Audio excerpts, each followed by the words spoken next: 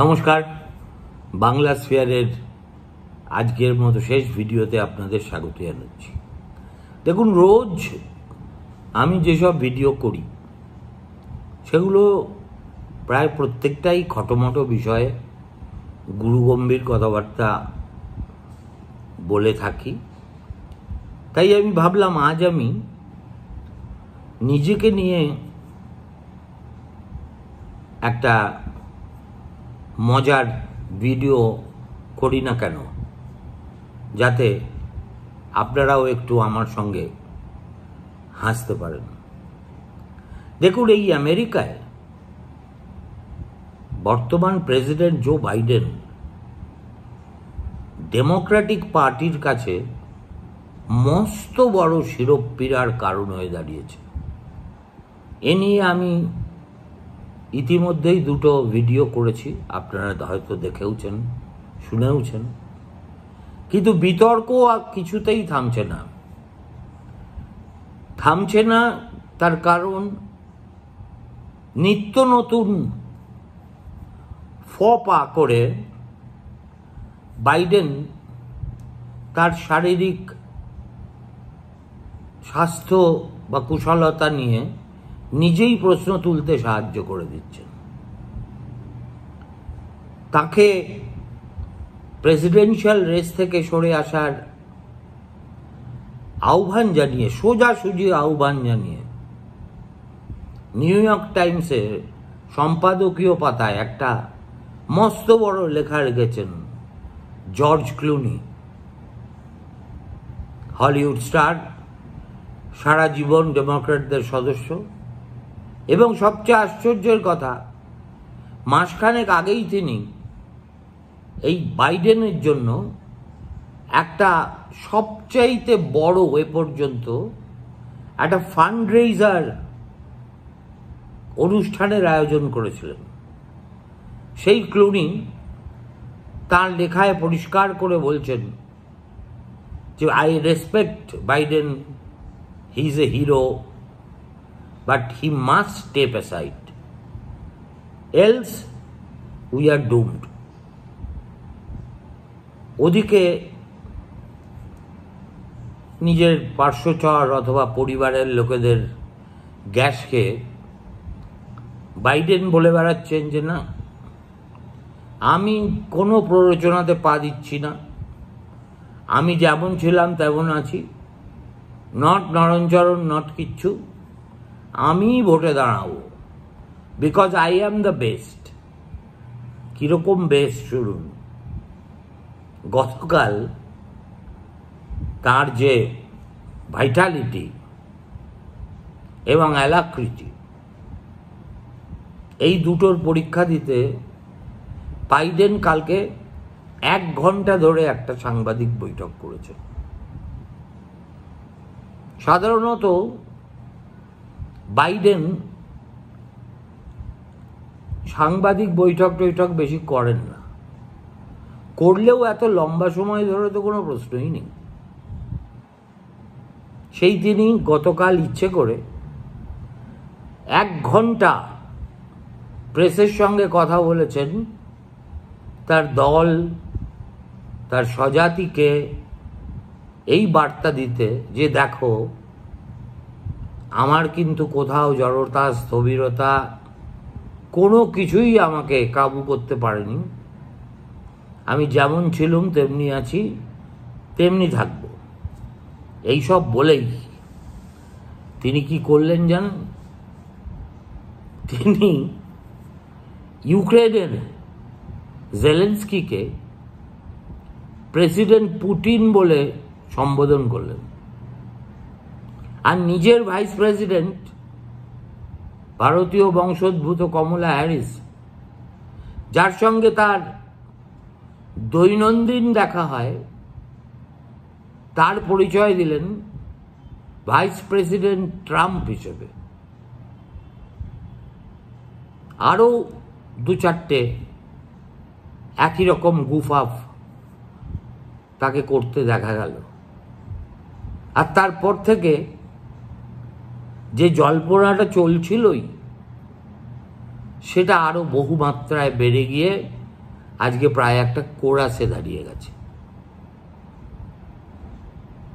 হাউসের প্রাক্তন speaker Pelosi, এছাড়া ডেমোক্র্যাটদের মধ্যে একের পর এক সেনেটর বা কংগ্রেসম্যান, তারা প্রকাশ্যেই হাত জোর করে বাইডেনকে বলছেন, এবার আপনি বরং অবসর নিন। কিন্তু কে শোনে কার কথা? দেখুন, আমি বাইডেন নই, বাইডেন হওয়ার কোনো স্পর্ধাও আমার কখনো হবে না। কিন্তু আমারও মনে হচ্ছে যে বাইডেনের চাইতে বয়সে অনেক ছোট হওয়া সত্ত্বেও বাইডেন রোগে ধীরে ধীরে আমিও বোধহয় আক্রান্ত হয়ে পড়ছি। সেই জন্যে আমার ভিডিওতে মাঝে মাঝেই, বা মাঝে মাঝে কেন বলবো, অলমোস্ট অ্যাজ এ রুটিন, আমি তথ্যগত কিছু ত্রুটি করে ফেলছি এবং আপনারা একেবারে দলে দলে আমার সেই ভুল ভাঙানোর জন্য কমেন্ট করে চলেছেন। যেমন ধরুন, এই সম্প্রতি আমি শোভন, বৈশাখী, মমতা ইত্যাদিদের নিয়ে একটা ভিডিও শিরোনাম করেছিলাম, নবাব পড়লে আরাম ফ্রি। আমার মনেই ছিল না যে নবাবটা কিসের বিজ্ঞাপন ছিল। কেন জানি না, আমার মাথায় ছিল ওটা চটির বিজ্ঞাপন। কিন্তু আসলে তা যে নয়, সেটা ভিডিওটা আপলোড হওয়ার 10 মিনিট পর থেকেই আমি টের পেতে শুরু করি, আজও পাচ্ছি। একই সংশোধন বন্যার মতো আমার কাছে এসে পৌঁছচ্ছে। দাদা, ওটা চটি নয়। কেউ বলছেন ওটা অন্তর্বাস, কেউ বলছেন জাঙ্গিয়া, কেউ বলছেন গেঞ্জি, কেউ বলছেন ভেস্ট। এই যে এত লোক যে তথ্যটা জানে, আমি সেটা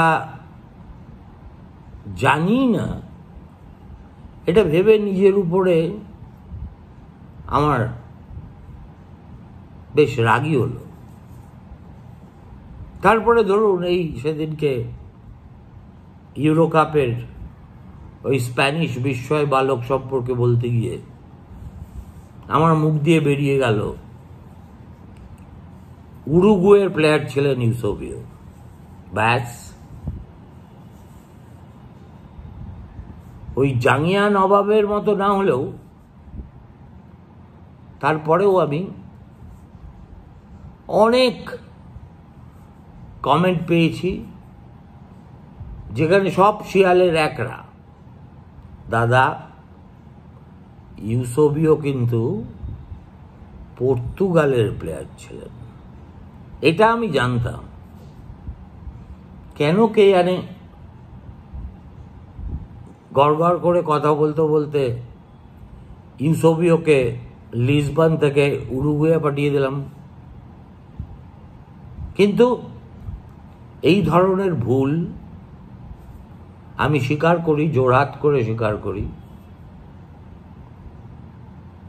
আমরা যখন কাগজে কাজ করতাম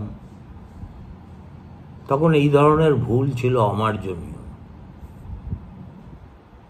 তথ্যগত ভুল চলবে না, এবং যদি কোনো তথ্য সম্পর্কে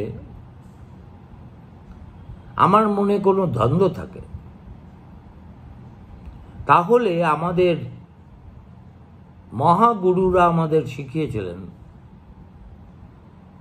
যে চেষ্টা করবে যাতে এই তথ্যটা কারেক্ট না ইনকারেক্ট সেটা যাচাই করে নেওয়া যায়। অনেক সময় দেখবে যাচাই করার কোনো উপায় নেই, অথচ তুমি যে তথ্যটি দিতে চাইছো সেটা সঠিক এ ব্যাপারে তুমি নিজেও নিশ্চিত নয়, তাহলে করবেটা কি? আমার গুরু হামদিবে শিখিয়েছিলেন, whenever in doubt, cut. সন্দেহ যদি থাকে তাহলে চেপে যাও। না জেনে পণ্ডিতি ফলানোর চাইতে এবং তারপরে বোকা বনে যাওয়ার চাইতে যে তথ্য জানি না সেটা গোপন রাখাই বেশি বুদ্ধিমানের কাজ নয় কি? দেখুন, খবরের কাগজের জগৎটা না একটা অন্য ব্যাপার ছিল। প্রথম কথা, খবরের কাগজেও ঘড়ির সঙ্গে লড়াই করতে হতো বটে, কিন্তু সেই লড়াইটা একটু রিল্যাক্সড, লিজারলি ভাবে করা যেত। লেখা একটা শব্দ পরে কেউ ভুল ধরিয়ে দিলে বা নিজের মনে ভুল এটা বুঝতে পারার পরে অতি সহজেই সেটা কেটে দেওয়া যেত। কিন্তু এই ভিডিওতে যেহেতু আমি কোনো প্রিপেয়ার্ড স্ক্রিপ্ট থেকে টেলিপ্রম্পটারের সাহায্য নিয়ে কিছু পড়ি না, ভালো হোক মন্দ হোক আমার মতো করে পড়ার চেষ্টা করি, ফলে আমি তথ্যগত বিচ্যুতিগুলো হয়ে যাওয়ার পরে মাথা চাপড়ানো ছাড়া আর আত্মগ্লানিতে ভোগা ছাড়া আমার আর কোনো রাস্তাই থাকে না। তার কারণ, একটা ভিডিও আপলোড করার আগে আরও একবার সেটাকে ভালো করে শোনা এবং প্রয়োজন মতো এডিট করতে গেলে যে কারিগরি দক্ষতার দরকার সেটাতে আমি লবডঙ্কা। আর দুই, অনেক সময় এর জন্য যে প্রয়োজনীয় সময়টুকু বরাদ্দ করতে হবে সেটা আমার হাতে থাকে না। আমি এত কথা বলছি না আত্মপক্ষ সমর্থনে, ভুলের পক্ষে যুক্তি খাড়া করতে। আমি আমার বাস্তব যে দুরবস্থা সেই দুরবস্থার কথাই আপনাদের অকপটে স্বীকার করছি। আরেকটা অভিযোগ আমি দেখি প্রায় অনেকেই করেন যে, সুমনবাবু আপনি বড্ড থেমে থেমে কথা বলেন, আস্তে আস্তে বলেন, এই আপনার বাচন ভঙ্গিটা খুব ক্লান্তিকর, ঘুম পেয়ে যায়, কেউ কেউ লিখেছেন আপনার কথা শুনতে শুনতে ঘুম পেয়ে যায়, ইত্যাদি ও ইত্যাদি। এটাও হয়তো একটা ভ্যালিড ক্রিটিসিজম বটেই।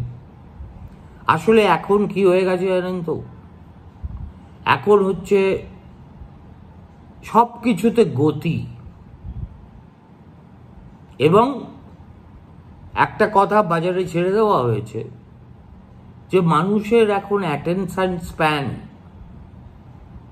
এত লিমিটেড হয়ে গেছে যে একটা নির্ধারিত সময়ের পরে বকবক বকবক করলে কেউ তোমার কথা শুনতে রাজি হবে না। আমি যবে থেকে এই ইউটিউব করা শুরু করেছি তবে থেকে আজ পর্যন্ত ক্রমাগত বাড়ির ভিতরে বাইরে একটাই পরামর্শ শুনে আসছি, ছোট করো, ছোট করো, ছোট করো। 10 থেকে ম্যাক্সিমাম 15 মিনিটের উপরে কিছুতেই যেও না। এমনিতে আমি তেঁদর, আমি যা করব নিজের স্বার্থে করি, আর আমার মাথায় তো কোনো বাধ্যবাধকতা নেই। কাগজে কপি ছোট করে লিখতে হতো জায়গার অভাবের কারণে, নিউজ চ্যানেলে বক্তব্য সংক্ষিপ্ত করতে হতো যাতে বাকিদেরও কথা বলতে দেওয়ার সুযোগ দেওয়া যায়। কিন্তু এই বাংলা স্ফিয়ারে আমি তো রাজা এবং আমি প্রজা। ফলত আজ পর্যন্ত আমি যেটা আন্তর্জাতিকভাবে স্বীকৃত নিয়ম, অর্থাৎ ছোট, স্মল ইজ বিউটিফুল, আমি সেটাও মানতে পারি না। আর আমার বাচন ভঙ্গিটা ওই রকম বন্দে ভারত এক্সপ্রেসের মতো গতিতে চলতে পারবে না।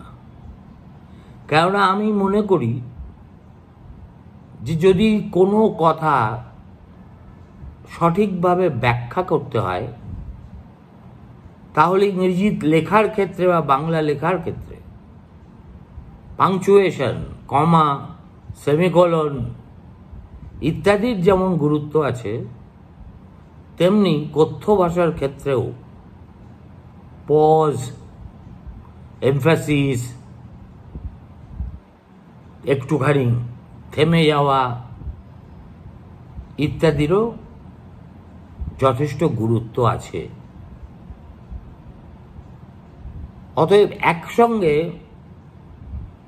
এত আত্মশুদ্ধি করা আমার পক্ষে সম্ভব নয়। সেই জন্যই হঠাৎ মনে হলো বাইডেনকে দেখে যে আরে বাবা, আমিও তো বাইডেন রোগেই আক্রান্ত হয়ে বসে আছি। আপনারা রোজ লেখেন, আমার ভুল ধরিয়ে দেন, তার জন্যে আমি আপনাদের কাছে কৃতজ্ঞ। আত্মপক্ষ সমর্থনে এইটুকুই বলতে পারি যে ইচ্ছাকৃতভাবে তো কেউ ভুল করে না, আমিও না। ভালো থাকবেন। নমস্কার, শুভরাত্রি।